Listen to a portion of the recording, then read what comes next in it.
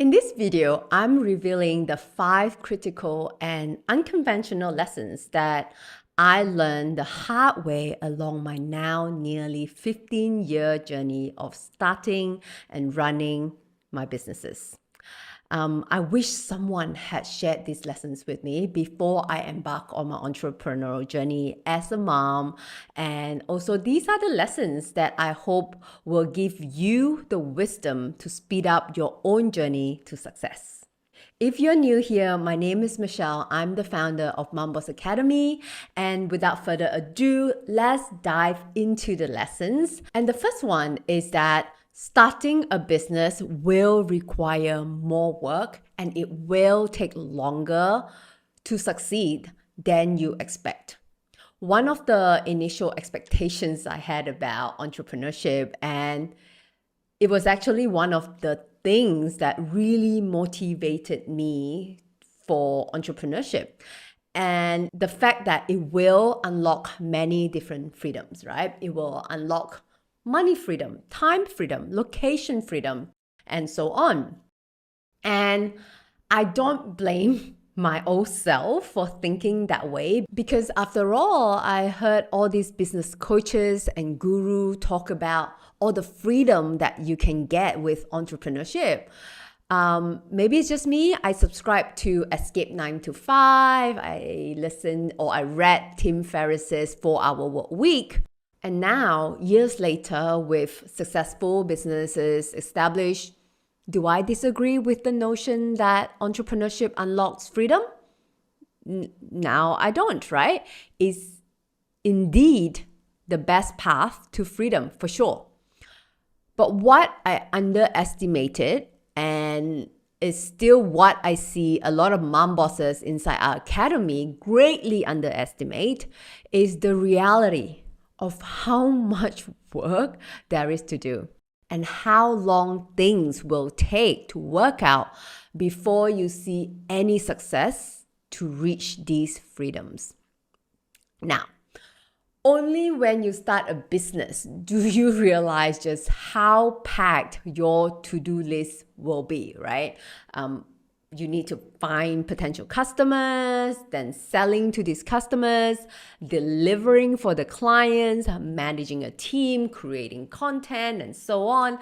And these aren't tasks, right? These are actually areas of your business. And each of these has its own to-do list. And from the outside, people just don't quite see how much goes into running a business. Even if it's a small boutique mom business that generates between $5,000 to $10,000 or even $20,000 a month, there's a lot of work that goes into starting it up. And by how I describe it, maybe I feel like I'm making this sound super daunting right now and complex, and it may be overwhelming for you. That's not my intention. I love running my business. It's really my form of self-care. But I just want to be really honest about the level of work required. Once you break it all down into micro tasks, it's actually very simple and doable, but it's just that volume-wise, it's a lot that has to get done. And never mind all the fires and the unknowns that pops out through the journey as well. And for those of us who are also moms who have responsibilities at home, well, let's just say that things can add up for us. So, what would I say to my younger self, or you if you're starting out now, is yes, starting your own business is probably your best path to finding freedom and fulfillment. But set realistic expectation for yourself. Go into it understanding that it is a commitment, and you may occasionally need to work later some nights.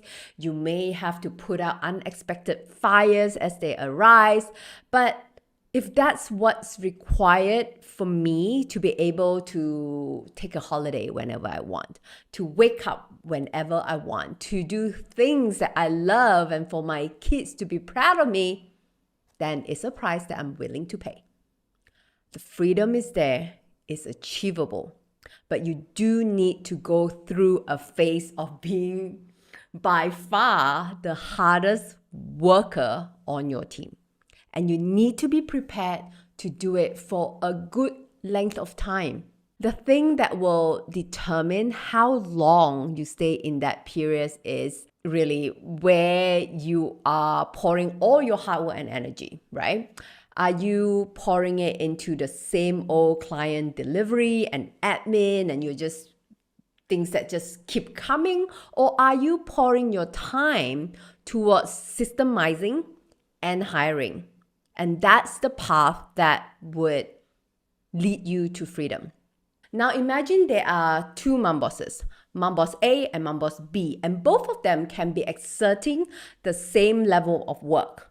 But what if one of them can unlock it way faster than another mom because she is very strategic with her use of the little time that she has? But either way, the idea to instant freedom is a complete myth. You need to go through a phase of being the hardest worker on your team for some time. And for some moms, this might last 10 years. For others, it might take only 1 year. And which brings me to lesson number 2, because not understanding this will cost you a lot of time. And is that you really should play with the market instead of trying to fight it. So, when I started my soup and salad bar business back in 2010, I started it because I wanted to have my own business, and I used to buy this chunky and thick style of soup in Sydney where I used to live that was wholesome, filled with vegetables and natural ingredients. And in Singapore at that time, there wasn't really many places which offered that kind of food. So I was super excited about the gap in the market. Then, I had just discovered, there's not many people selling this kind of soup, and decided to make the jump and start my own soup and salad bar business, The Soupery. So I was so excited, right? I had so much conviction that I spent 6 months on a business plan. Almost $100,000 on the setup of the business, the equipment, the furniture, the interior design, hiring, training, logo, packaging, you name it. Which is actually quite a conservative number for a brick and mortar business in Singapore. But only after I started the business, I quickly realized that there was a reason that there weren't many other cafes or restaurants offering similar food like mine. And that's simply because there wasn't much interest of this food in Singapore at that time, at least not back in 2010. Why would anyone spend $8.90 on a bowl of chicken stew where they can get a plate of chicken rice for $3.50 at the food court next door? And yes, this was back in 2010, so food was cheaper. And people weren't so health conscious back then as they are today. So I guess the business was just a little bit ahead of its time. But the overall lesson is that I discovered that the market didn't have any interest. Only after I had poured so many resources, so much money, time, energy, when I could have just done more upfront in going out and validating that demand. But you see, the mistake that I made was that just because I liked and searched for that kind of food, it doesn't mean that others would too. And not only that, but as you build something, sometimes you can get too attached to what you're building, and that gets in the way of seeing the reality, right? We can get so in love with our idea that it could cloud our judgment. And so the trap of getting attached is actually very common for people to fall into. And it's because of a human bias called the IKEA effect. So the IKEA effect states that people hold more attachment and place a disproportionate amount of value on the things that they created. And I'm sure you can guess why it's called the IKEA effect, right? And it's one of the underpinning success or underpinning reason behind the success of the company. So the lesson is, just because I needed something and found it useful doesn't mean that I can assume that everybody else too, that everybody would want it too. So sometimes even when your friends or family like it, that's not enough, right? Because that's not your customer base that will determine if your business is going to succeed or not. You need to go deeper in your research. You need to understand what people really want.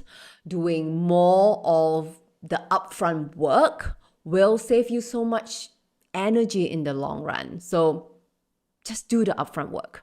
And once you do have a product that you're confident of, you can't just hide behind the business, right? You need to, as the Asians would say, thicken up your face and really start to sell yourself and your vision.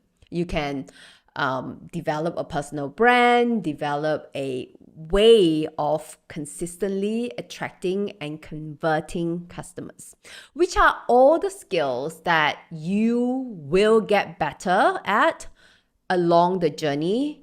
But what you need to do is just to get started.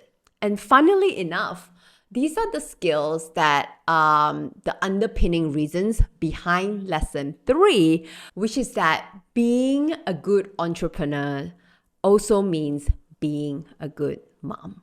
And this is the one that I struggle with for the longest time. Being a mompreneur or a busy mom in general just means that you will get guilty, right? You will feel a lot of guilt. You will feel like you are always facing the choice of either your work versus your family. And whichever option you picked, there would be huge sacrifices that you make that you might regret later. So when I decide to spend the evening working instead of spending it with my children, I feel guilty for not being there for them.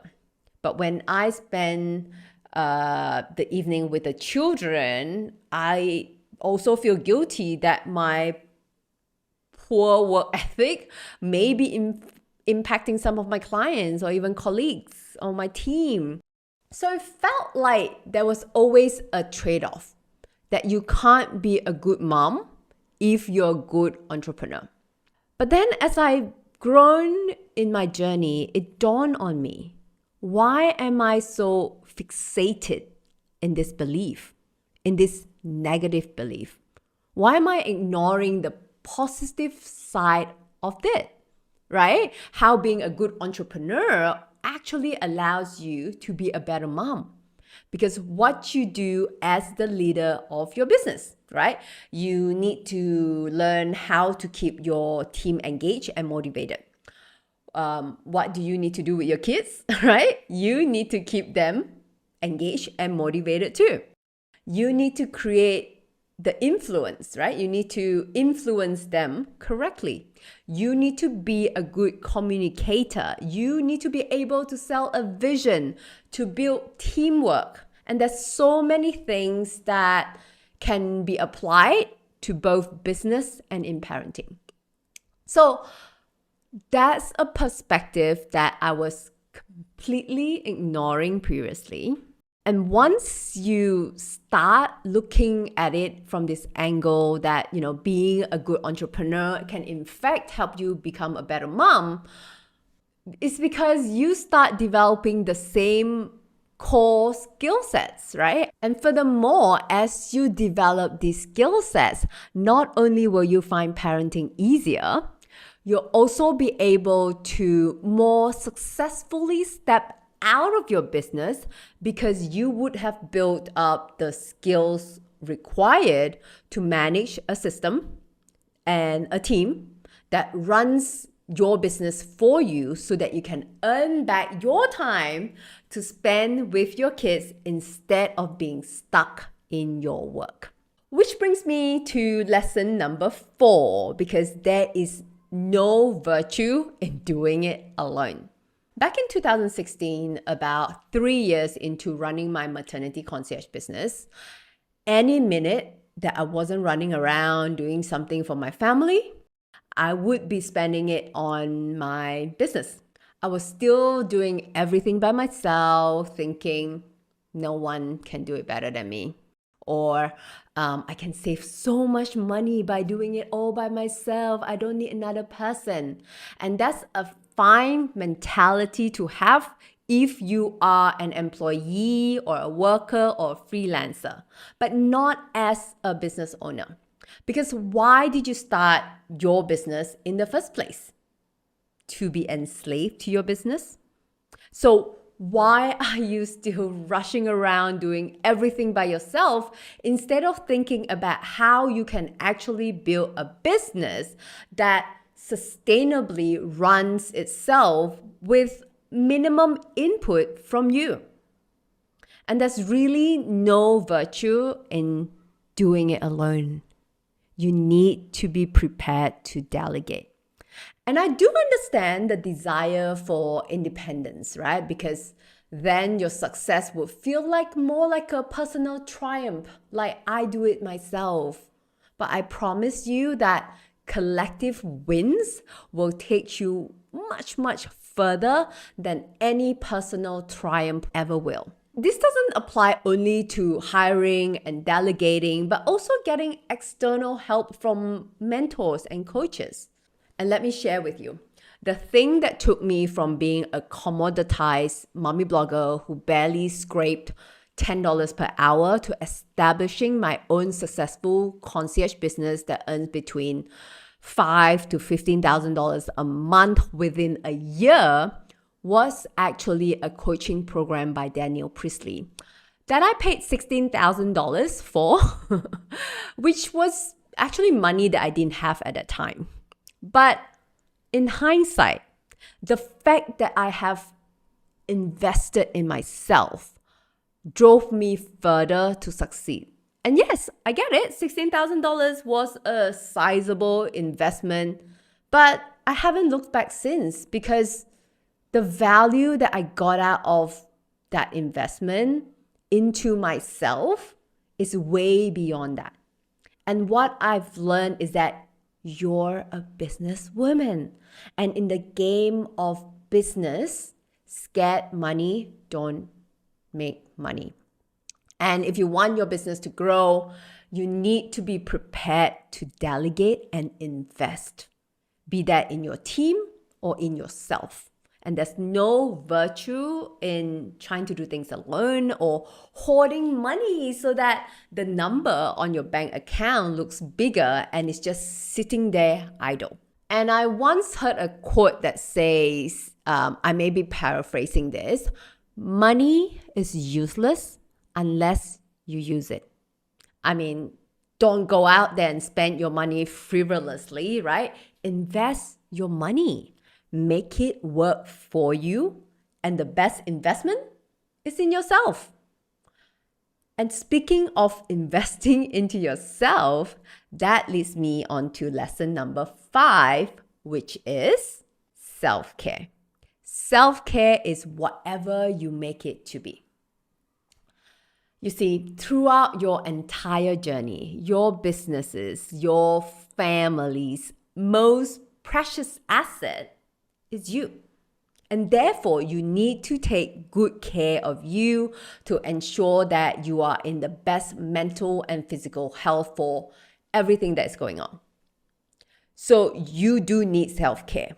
And previously, I used to think that self-care is about buying things for yourself, right? Rewarding yourself, getting massages and spa treatments and so on. And perhaps we've been sold the treat yourself consumerism as self-care. And also, on the other hand, self-care would have you believe that self-care includes waking up at 4 in the morning or 5 in the morning, wake up earlier so that you can journal, to meditate, to go away on a retreat. So back then, I felt the need to force myself to do these things because I was telling myself that that's self-care.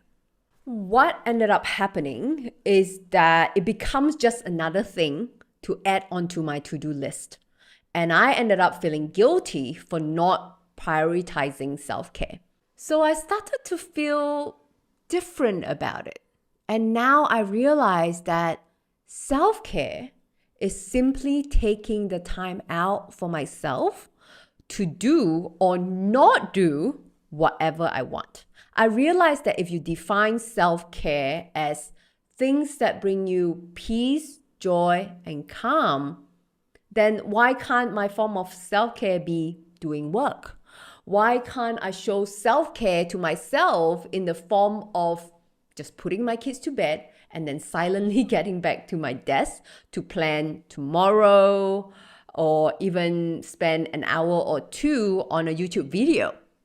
I realized that I enjoy that way more than the treat yourself activities, which are fine too. But if self-care is about doing what you love, then why should I be forcing myself to do that just because that's what self-care usually means for others? So you do you. As long as you take time for yourself, be it 10 minutes or maybe 2 hours on a daily basis, you're good. Just remember to look after yourself because you are your business and your family's greatest asset. And these are the 5 lessons I wish I knew when I started my business. Let me know which one resonated with you the most in the comments below and share some of your own. I hope that you found the video insightful and I look forward to seeing you again in the next one. Bye!